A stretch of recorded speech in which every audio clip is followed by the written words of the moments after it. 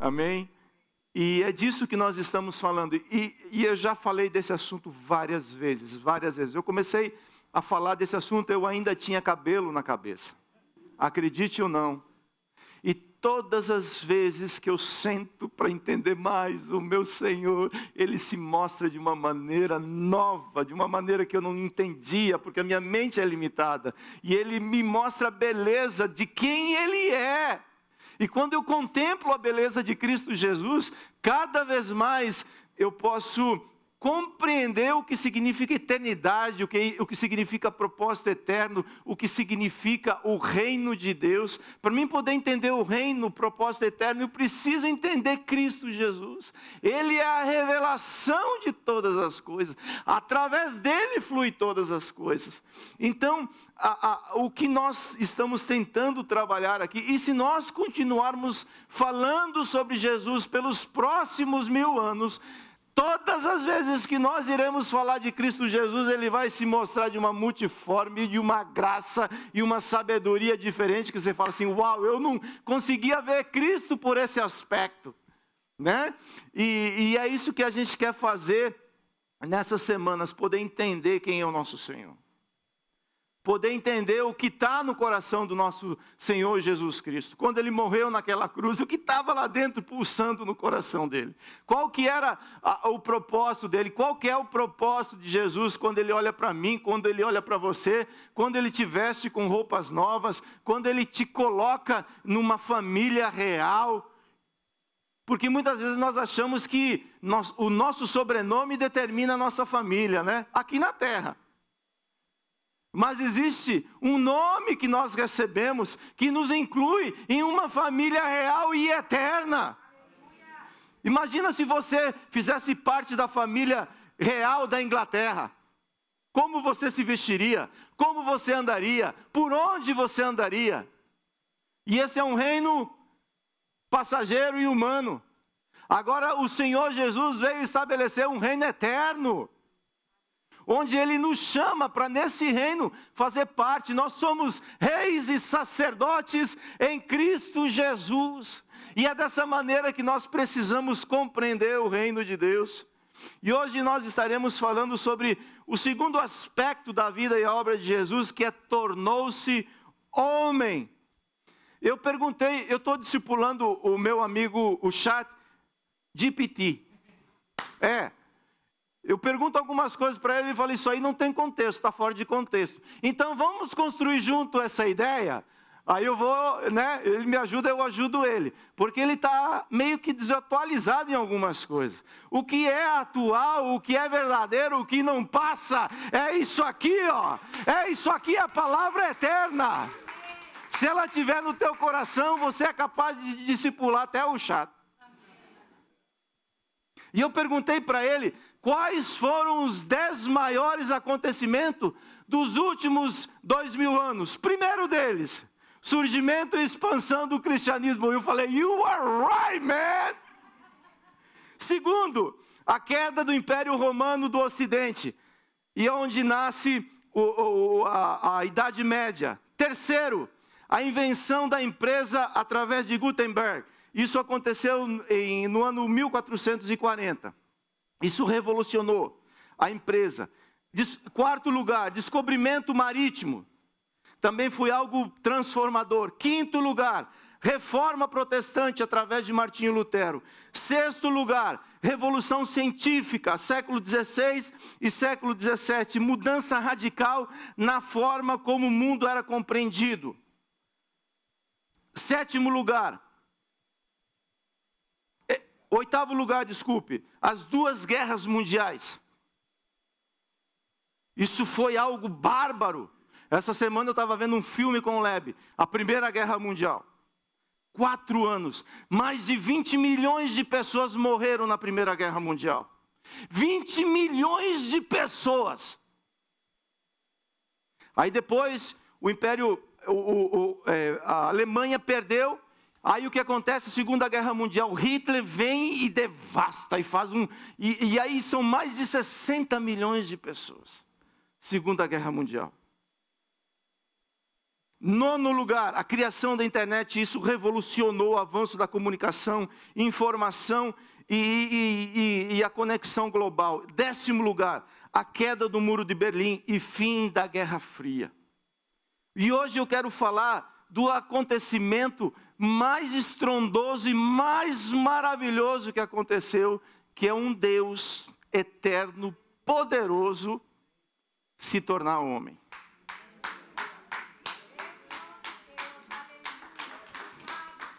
É para Jesus que você está, é a Jesus que você está aplaudindo, é esse Deus eterno que você está aplaudindo. Então aplauda com força. Aleluia!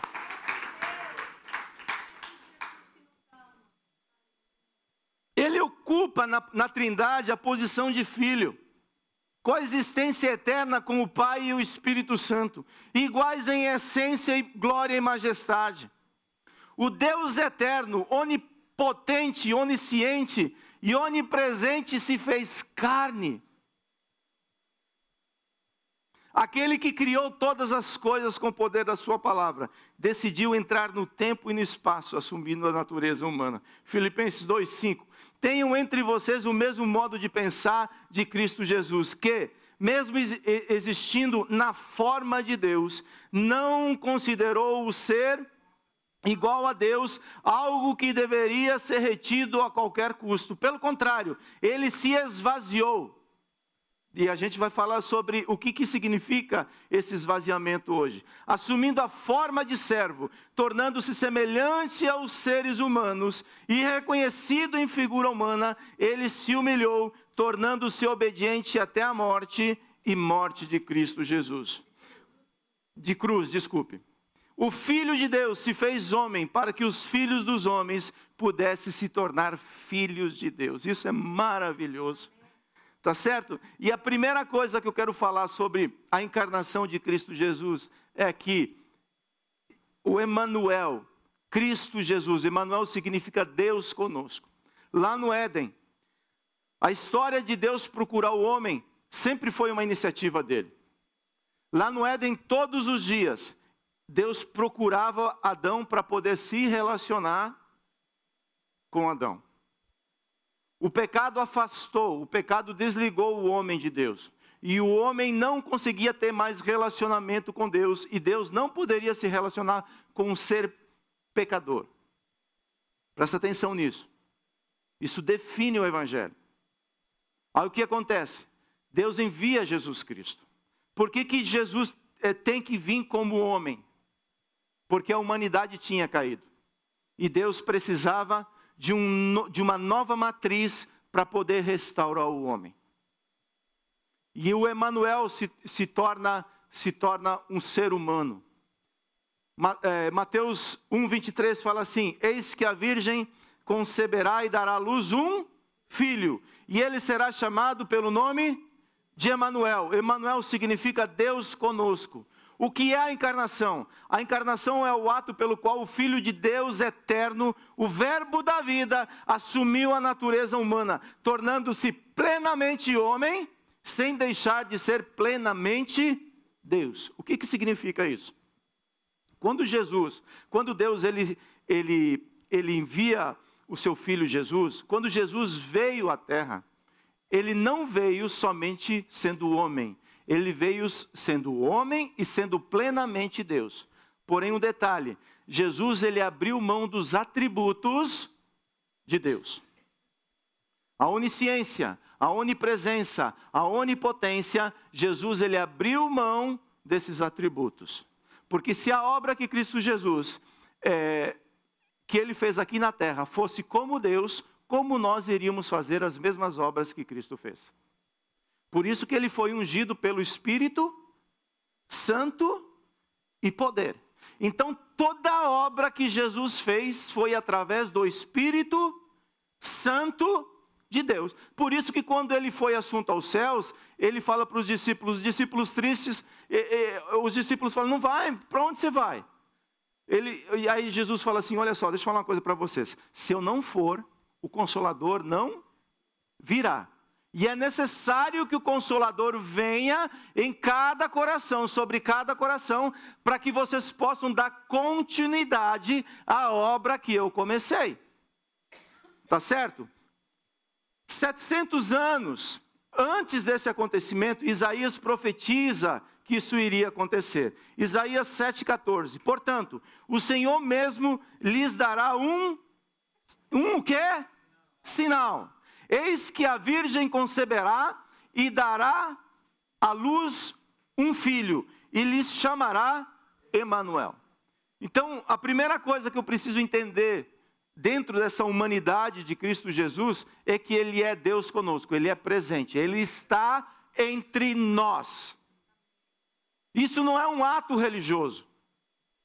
Quando Deus envia Moisés para tirar o povo do Egito, a primeira coisa que Moisés fala para Faraó é falar: deixe o povo de Deus ir para que eles possam adorar a Deus.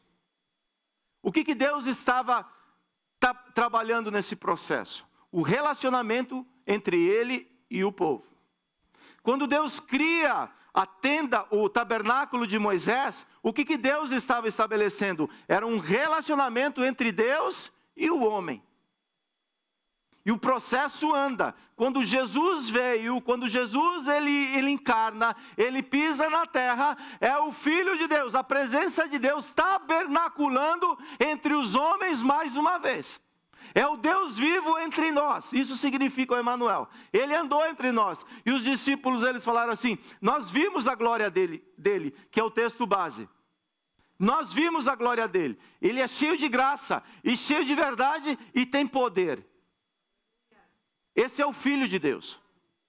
Tá certo? Segundo lugar, o seu crescimento. Lucas 2,52. E Jesus crescia em sabedoria, estatura e graça diante de Deus e dos homens.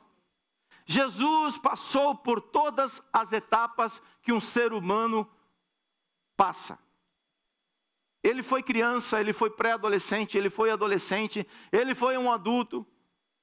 E Jesus, e você vê, quando nós encontramos, às vezes um conhecido seu fica um tempo sem você ver ele, aí você vê o filho dessa pessoa e você fala: nossa, como esse menino cresceu.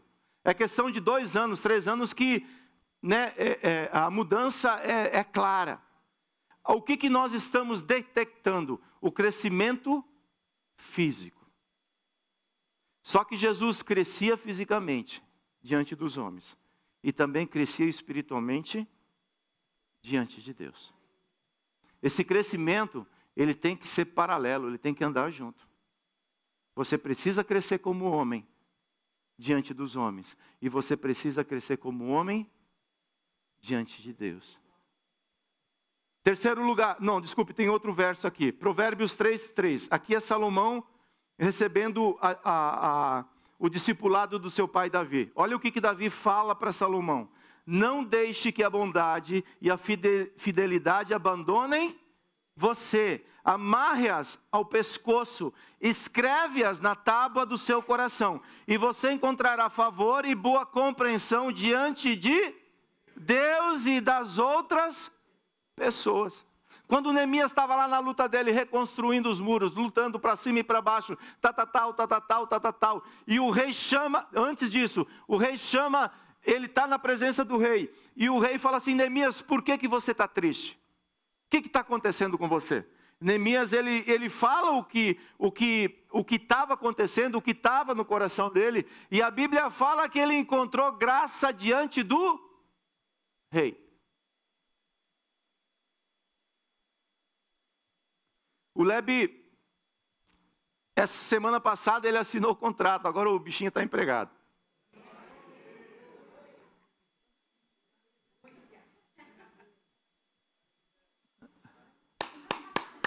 E eu vou administrar.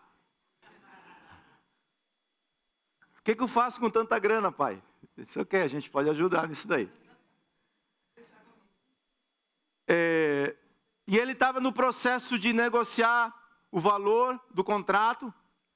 E ele veio falar comigo: pai, o que eu peço? Falei, filho, peça graça diante de Deus e diante dos homens. Ele falou, pai, eu tenho isso no meu coração. Peça graça diante de Deus e diante dos homens. Aí a pessoa marcou de ligar para ele para poder finalizar a oferta. E passou um dia, 2 dias, eu vi que ele estava ansioso, a madame estava ansiosa. E pela manhã, no momento de oração, o Senhor falou comigo assim, hoje eu vou confirmar o contrato do teu filho. Fiquei quieto, cheguei em casa, 3 horas, falei, e aí filho? Eu, no meu coração, hoje ele chegar em casa, vou ter a boa notícia. E falei, e aí filho? Ele falou, nada pai. Eu falei, meu Deus, será que eu estou escutando coisa? Aí beleza. Isso na quarta-feira. Aí a gente veio para a oração, quarta-feira. Aí na quarta-feira passada nós estávamos aqui na oração e no momento, no finalzinho da oração ele saiu, e depois ele voltou, acabou a oração, ele chegou e falou, pai, eles confirmaram o contrato. Eles me ligaram e confirmaram o contrato. Eu falei, filho, que bom, glória a Deus. E ele falou, pai, eles estão me dando muito mais do que eu pedi. Isso é graça, isso é favor, isso é o amor de Deus sobre as nossas vidas. Busque o favor de Deus e o favor dos... Deus te dará o coração das pessoas. Você não vai precisar ficar implorando o favor das pessoas. Deus vai usar as pessoas para te abençoar. Esse é o teu Deus, esse é o Deus que nós servimos. Então, Jesus crescia em graça, diante dos homens e diante de Deus. Terceiro lugar, Jesus tinha uma profissão. Marcos 6,3. Não é este o carpinteiro, o filho de Maria e o irmão de Tiago, José, Judas e Simão? As suas irmãs não vivem aqui entre nós? E escandalizavam-se por causa dele. Essa palavra carpinteiro é tecton, que significa artesão, e pode se referir a um trabalho com madeira, pedra ou construção em geral. Mas tradicionalmente é traduzida como carpinteiro. É o carpinteiro.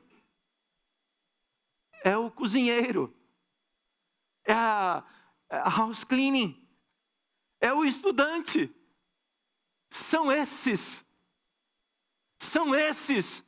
que Deus está levantando. É a mãe de casa, é o pai de casa. São esses que Deus está levantando nessa geração para poder anunciar o Deus encarnado.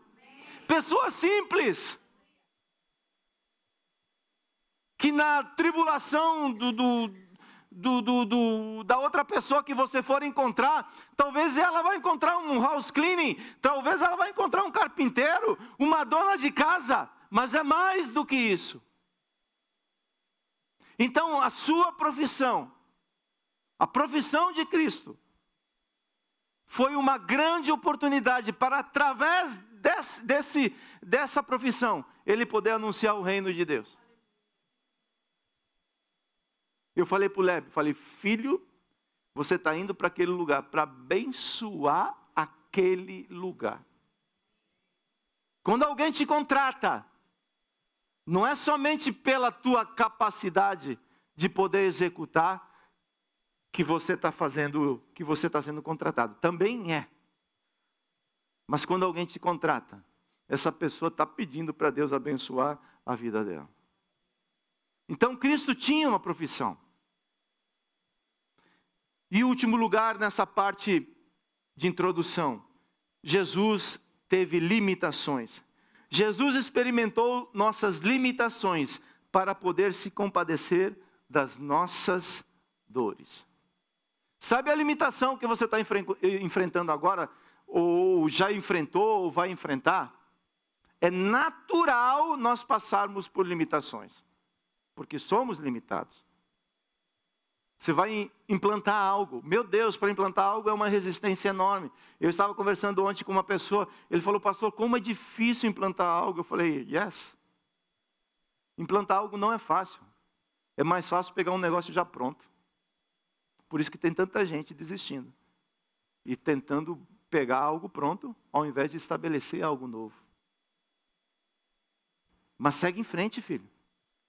Sabe quem chega, quem alcança a vitória? Aqueles que não desistem. Aqueles que falam assim, Jesus, não está difícil, a chapa está quente, mas em ti eu busco renovo e força para seguir em frente. Jesus, ele sabe o que é passar fome, porque ele passou fome. Uma coisa até fome, todos nós temos. Como é que você está? Estou com fome. Mas você sabe que tem um prato te esperando. Isso muda todo o cenário. Outra coisa é você ter fome e não ter nenhuma perspectiva para comer. Isso é diferente. Por isso que quando Jesus via a multidão faminta, ele se compadecia. E falava, eu vou dar pão para esses homens. Eu vou multiplicar peixes. Mateus 4:2. E depois de jejuar 40 dias e 40 noites, teve o quê? Fome. Às vezes você se sente cansado e exausto por causa das coisas da vida, ou pela correria, ou seja o que for. Então, João 4:6. Ali ficava o poço de Jacó, cansado do quê? Da viagem. Jesus sentou-se junto ao poço e era por volta do meio-dia. Jesus, ele cansava, como eu e você, nós cansamos. A energia parece que ela tem uma bateria, que às vezes ela chega no final. Mas a palavra diz, aqueles que esperam no Senhor, renovarão as suas forças, se fortalecerão, caminharão e não se cansarão, correrão e não se fadigarão, porque existe renovo da parte do Senhor sobre as nossas vidas. Por isso que Jesus se retirava para se renovar na presença do Pai. Vinde a mim, todos os que estão cansados e sobrecarregados, e eu vos aliviarei. Aprendeis de mim, porque sou manso e humilde de coração, e em mim vocês encontrarão descanso para a alma de vocês. A alma aflita não se cura com Netflix. A alma aflita não se cura com série. A alma aflita se cura na presença do Rei da Glória. Só Ele pode restaurar a nossa vida. Rejeitado e ofendido. Se já se sentiu rejeitado por alguém, deixado de lado. Às vezes a gente pode deixar alguém de lado, de um convite, seja o que for. E o ser humano tem duas necessidades. Ele precisa ser aceito e ele precisa ser amado. Lucas 17:25. Mas é necessário que primeiro ele padeça muitas coisas e seja rejeitado por essa geração. Não há dor que você sinta que ele não compreenda, pois ele já esteve no seu lugar. Em tudo foi tentado, mas nunca pecou. Hebreus 4:15, porque não temos sumo sacerdote que não possa se compadecer das nossas fraquezas. Pelo contrário, ele foi tentado em todas as coisas, a nossa semelhança, mas sem pecado. Quando você se aproxima de Jesus e fala, Jesus, está doendo, ele sabe o que está doendo. Quando você se aproxima de Jesus e fala, está demorando, Jesus, ele sabe o que significa esperar. Quando você se aproxima de Jesus e fala assim, Jesus, o dinheiro está curto, ele sabe o que é passar necessidade. Quando você se aproxima de Jesus e apresenta a tua causa, ele se compadece da sua vida. Você serve um Deus de compaixão. Porque muitas vezes nós achamos que Deus não está nos escutando. Não, Ele é Emanuel, Ele é Deus presente. Fala, Ele é Emanuel. Fala, Ele é Emanuel. Ele é Deus presente. Jó foi tentar dar um conselho para Deus e Deus fala assim: Jó, onde é que você estava quando eu criei o mundo, Jó? Quando eu coloquei o fundamento da terra, Jó? Quando eu criei as estrelas, Jó? Wake up, Jó! Você está falando com o Eterno. Quando você dobra o teu joelho, você não está falando com a parede, com uma poltrona. Você está falando com o Eterno, o Deus Todo-Poderoso.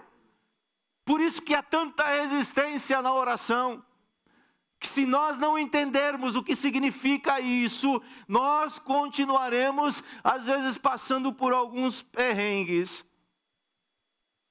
Eu sonho, não sei se vai se realizar, mas eu sonho que o culto mais cheio vai se tornar o culto de oração. Uma geração ocupada, uma geração correndo de um lado para o outro. De maneira prática, vamos finalizar essa palavra. Por que Jesus precisou se tornar um homem? Em primeiro lugar, para ser o segundo Adão, ele tomou o nosso lugar. 1 Coríntios 15, 21. Visto que a morte veio por um homem, também por um homem veio a ressurreição dos mortos. Porque assim como em Adão todos morreram, assim também todos serão vivificados em Cristo. Paulo compara Cristo com Adão, como os dois cabeças da raça humana, cada qual no seu tempo. Adão foi o homem que conduziu toda a humanidade para a morte física e espiritual. Cristo é o homem que reverteu essa condição, levando sobre si os nossos pecados. Isaías 53, 4. Certamente Ele tomou sobre si as nossas enfermidades e as nossas dores levou sobre si. E nós o considerávamos como aflito, ferido e oprimido de Deus. Mas Ele foi traspassado por causa das nossas transgressões e esmagado por causa das nossas iniquidades. O castigo, a disciplina, a correção que nos traz a paz estava sobre e pelas suas pisaduras fomos o quê? Fomos o quê? Sarados. Onde nós encontramos cura? Onde nós encontramos restauração? E eu não sou contra você buscar ajuda profissional se for necessário. Mas entenda que há médico em Gileade, entenda que Ele continua sendo aquele que muda o estado do ser humano. O que o homem pode fazer pelo homem? Algumas coisas. Se o homem pudesse resolver a história do homem, Jesus não precisaria morrer na cruz do Calvário, gente boa. Busque a ajuda do homem. Deus dá sabedoria ao homem também. Sim, é válido. Mas entenda, o que pode mudar, o que pode curar, o que pode transformar, o que pode mudar a história, é porque Ele levou sobre si as nossas enfermidades. Ele pagou o meu pecado, Ele pagou a doença, Ele pagou o câncer, Ele pagou, e o name está pago, lá na cruz foi pago, tetelestai. E se alguém morrer por causa de uma doença, esse é o veículo que Deus está usando para levar essa pessoa para a eternidade. Ele é Deus. Deus é Deus que responde falando sim, e Ele é Deus que responde falando, eu vou te recolher, e ponto final. Porque o objetivo maior, o propósito maior do homem é a eternidade com Deus. Você entende isso, não? Segundo lugar, Jesus veio para restaurar no homem a sua imagem, gerar transformação no homem. 1 Coríntios 15, 47. O primeiro homem foi formado do pó da terra. E é o quê? É terreno. E o segundo? O segundo homem é do céu, como foi o homem terreno. Assim também são os demais que são feitos do pó da terra. E como é o homem celestial, assim também são os celestiais. E assim como trouxemos a imagem do homem terreno, teremos também a imagem de quem? Do homem celestial. Por isso que Jesus falava assim: quem me vê? Quem vê esse homem terreno? Quem me vê?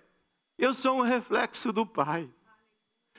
Se a igreja, se eu entender isso, alguém olha para mim e fala: é um reflexo de Jesus. Se nós entendermos isso, porque assim como nós recebemos a natureza terrena, nós também recebemos a natureza celestial. É numa questão de natureza, é uma nova natureza. Por que você faz parte da família de Deus?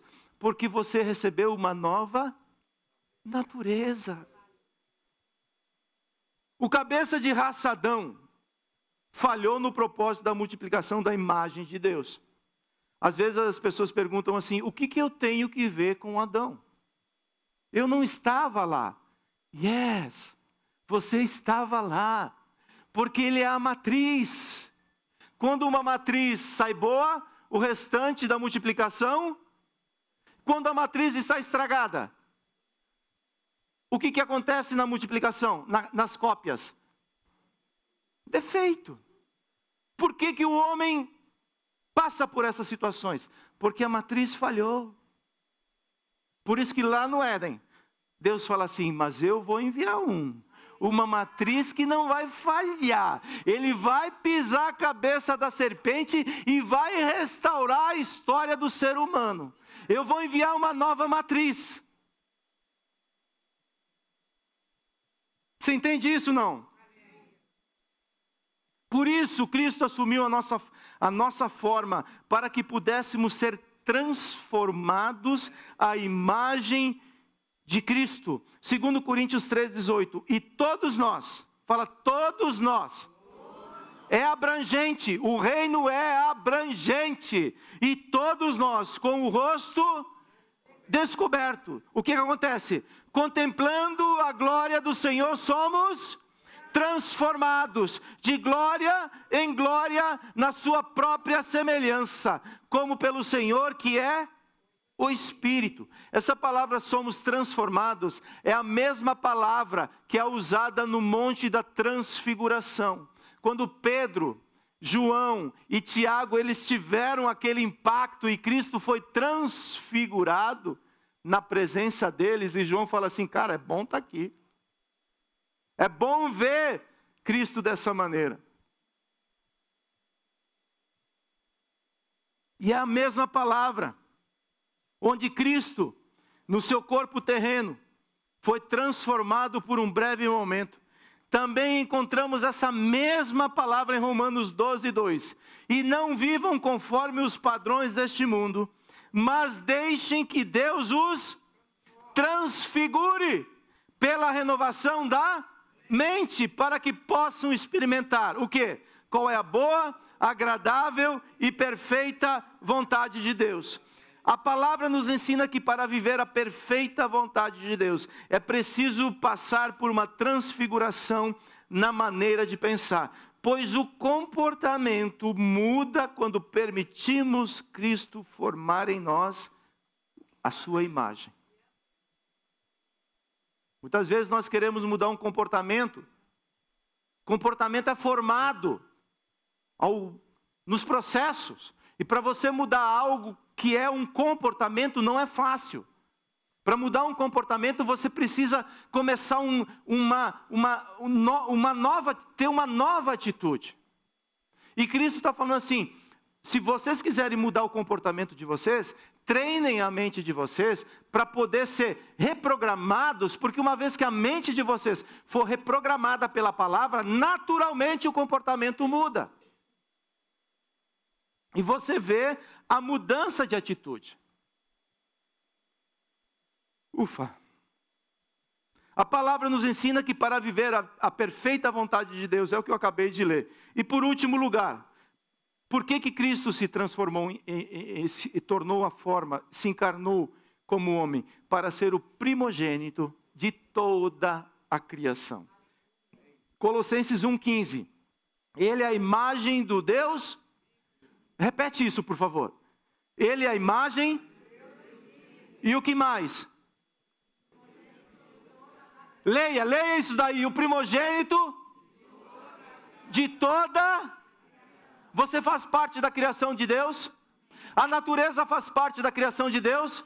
Ele é o primeiro de toda a criação. A palavra primogênito significa que Cristo tem supremacia sobre toda a criação.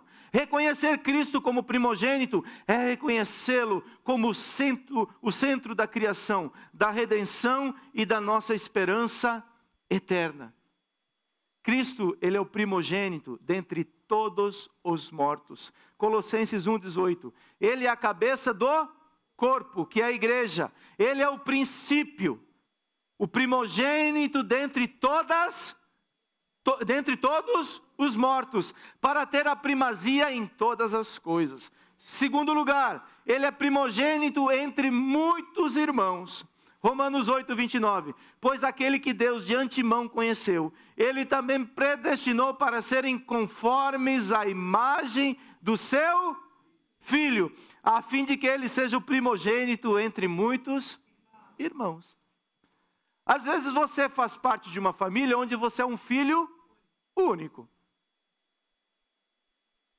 Mas se você está em Cristo, e eu creio que você está em Cristo, você não é o primogênito. Você é um irmão do primogênito. Você faz parte da família de Deus. Terceiro lugar, ele se tornou o primogênito de uma nova raça sacerdotal. Em Cristo, o sacerdócio não é herdado por linhagem de sangue. No Velho Testamento, só uma raça podia exercer o sacerdócio, a tribo de Levi. Isso era herdado. Mas por causa do sangue de Cristo, por causa da nova aliança, ele nos dá acesso ao sacerdócio real. Você sabe o que significa isso? A honra que era a um sumo sacerdote, uma vez no ano, apresentar um sacrifício a Deus. Tinha toda uma preparação. Hoje, não é uma vez no ano, 2, 3, 4, 5. O véu foi rasgado. E você tem acesso, sacerdote do Deus Altíssimo, à presença de Deus. Nessa raça, todos nós somos sacerdotes de Deus. Não é quem ora mais, quem ora menos. É uma nova natureza. É um novo tipo de gente que Deus tem criado.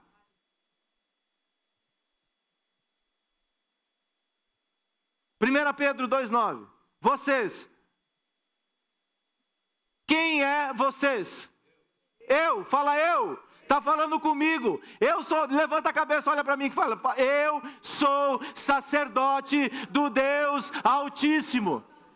Mesmo que você não entenda, às vezes eu não entendo, na essência, o que isso tudo abrange. Mas eu me meto nos negócios para aprender. E vocês, porém, são a geração eleita, sacerdócio, nação, povo, a fim de quê?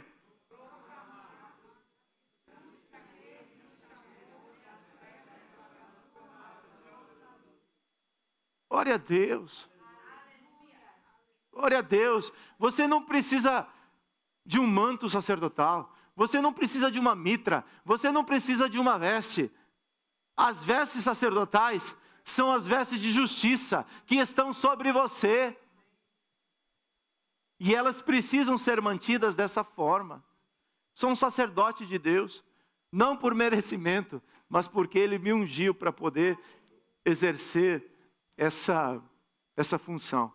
Tem algo que me chama, os meninos, cada um que prega aqui tem a sua particularidade, e eu podia dar exemplo de cada um deles, mas tem algo que me chama a atenção do Jonas, é que cada vez que ele vai ministrar, presta atenção, ele fala, é um privilégio. É um privilégio fazer o que nós estamos fazendo. Você entende isso? É um privilégio, mãe, orar pelo filho. É um privilégio, pai, abençoar aquela família que Deus tem te dado. E o sacerdócio, ele começa a ser trabalhado dentro de casa. É dentro da nossa casa. É dentro de casa onde Deus me treina para ser um sacerdote fora. É lá. Quando eu dobro o meu joelho. Quando eu clamo pelo favor de Deus. É lá onde Deus está forjando o sacerdócio real. Não é pregando a palavra somente que você exerce o teu sacerdócio. Também é. Mas a maior parte do exercício sacerdotal é quando ninguém está te vendo.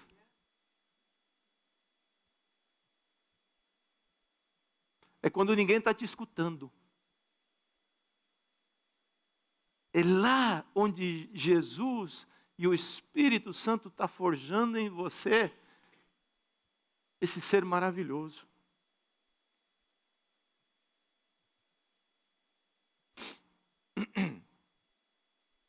A raça sacerdotal nascida de Cristo é separada, mas não isolada. Vive no mundo com os valores de reino.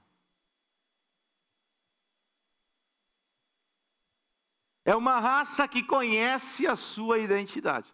No Brasil tem a história de ter o número do RG de cor, não é? Qual é a sua identidade? E você parará, porque você conhece a sua identidade. Essa raça sacerdotal conhece qual é a sua identidade. Conhece qual é a sua origem.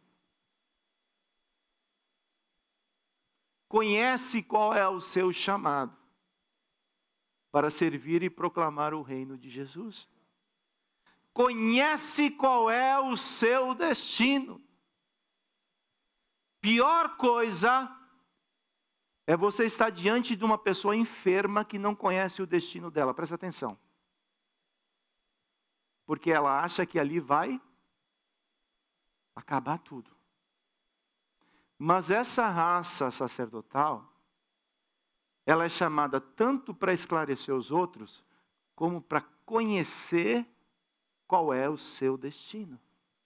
O apóstolo Paulo fala assim: o meu destino é a pátria celestial. Se Deus me der um documento nessa terra, eu vou louvar o Senhor. E eu creio que o Senhor está fazendo essa obra. Mas isso é momentâneo. Tem uma pátria que está te esperando, que ela é eterna. E é para esse lugar, é esse o destino de todos aqueles que estão em Cristo Jesus. Muitas vezes a gente tem sonhos aqui na terra. Quero ter uma casa assim, quero ter uma casa assá, daquele jeito. É assim ou não é? E Deus permite a gente sonhar dessa maneira. Às vezes a gente conquista e às vezes... Eu creio que você vai ficar com os bob caído quando Jesus fala: servo... servo bom e fiel, vem cá ver. Come, son, come. I'm gonna show you what I have for you. Sabe aquilo que você abriu mão lá? Olha a recompensa. É isso que nós precisamos entender.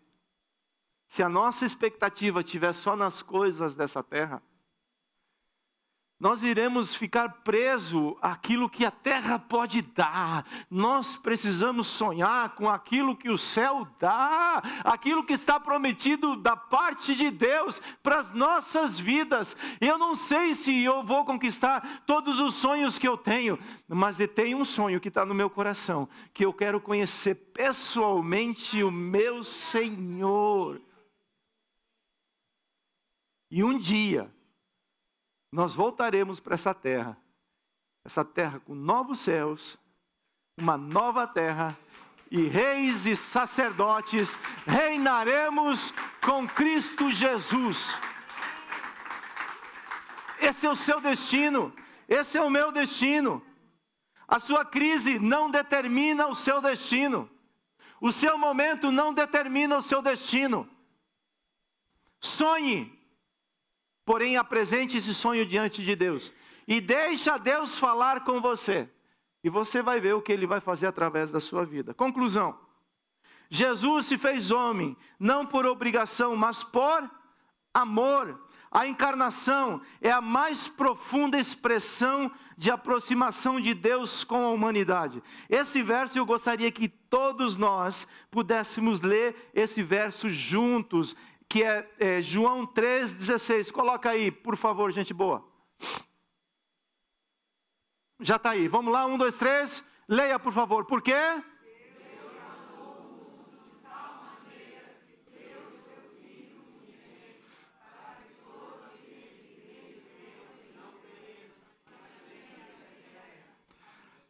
Agora, personalize esse versículo e fala assim: porque eu creio nele, eu não vou perecer, e eu tenho a vida eterna, em Cristo Jesus.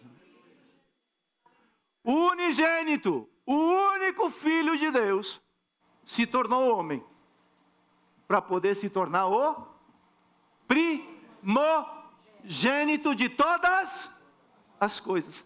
A herança que ele tinha do pai, só ele, bonito na foto. Ele falou: pai, é muita coisa, eu dou conta para administrar isso tudo. Mas no meu coração, e também está no teu coração, pai, tem muitos irmãos para poder fazer parte dessa herança. Tem muitos irmãos que irão administrar juntos essa herança. Pai, eu não quero ser só o unigênito, eu quero me tornar o primogênito, para que eles possam fazer parte desse reino maravilhoso, que é o reino de Cristo Jesus. E Ele amou tanto a cada um.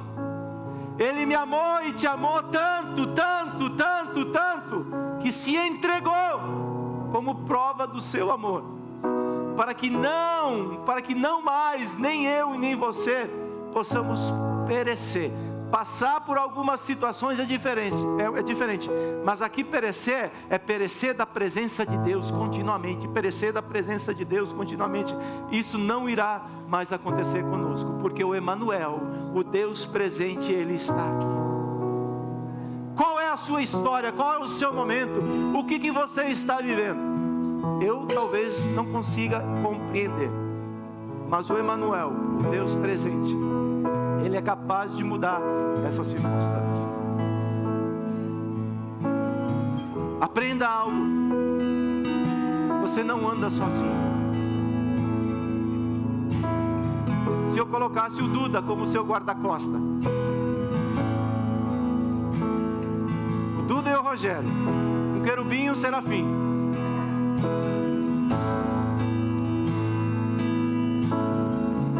e o Gustavo na retaguarda. Só aqui, ó. Então, o homem está chegando. O homem está chegando. O homem está chegando. Ele está chegando. Abre caminho que ele está chegando. Como você se sentiria?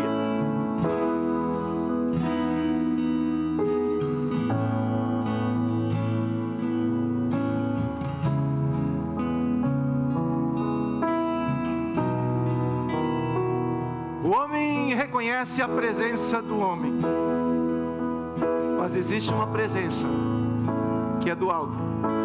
E quando o alto reconhece essa presença, o céu fala assim: abre porta, o homem está chegando. Abre porta, ele está chegando. Abre porta, ele está chegando. Cura, cura, libera a cura, que ele está precisando de cura. É isso, o Emanuel, o Deus presente, Ele está com você em todos os momentos. Livramento, você pode dar o nome que você for. Só que às vezes eu esqueço que o Deus presente, Ele está do meu lado, e eu tento resolver as coisas do meu jeito. Aí Ele fala assim: filho, eu estou vendo que você está agitado, está tentando resolver as coisas do meu jeito. Vê aí o que vai dar para fazer, e quando você precisar de ajuda, eu estou aqui.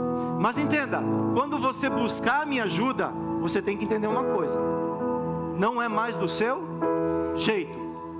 A minha ajuda vai ser do meu jeito. Provavelmente vai mudar muita coisa, mas isso ok. Você pode confiar, filho, eu estou no controle, eu vou fazer do meu jeito, o meu jeito é melhor, o meu jeito vai dar jeito na coisa que você não consegue resolver. Deus presente. E essa tribulação que não passa, que conversa é essa?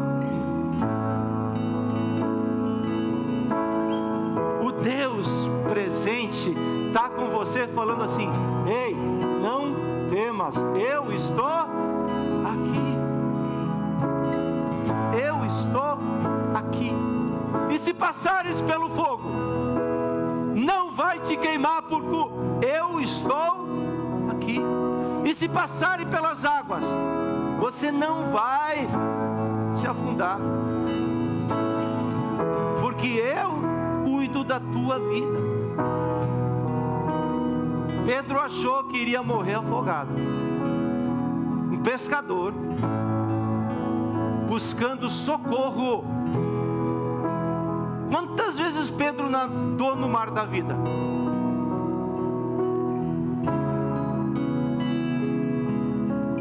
E quando ele naufragou, ele falou: Jesus, eu creio que Pedro sabia nadar. Eu creio que Pedro podia nadar em direção a Jesus, mas ele falou: Jesus, eu me rendo. O teu socorro, Jesus, é muito melhor do que eu seguir tentando fazer as coisas do meu jeito. Socorro bem presente, ele está nesse lugar.